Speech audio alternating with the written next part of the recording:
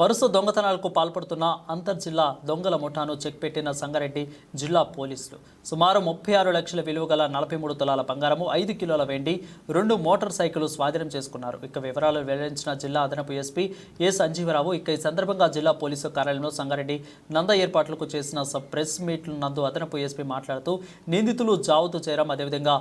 Jadhav Shankar @ Shonku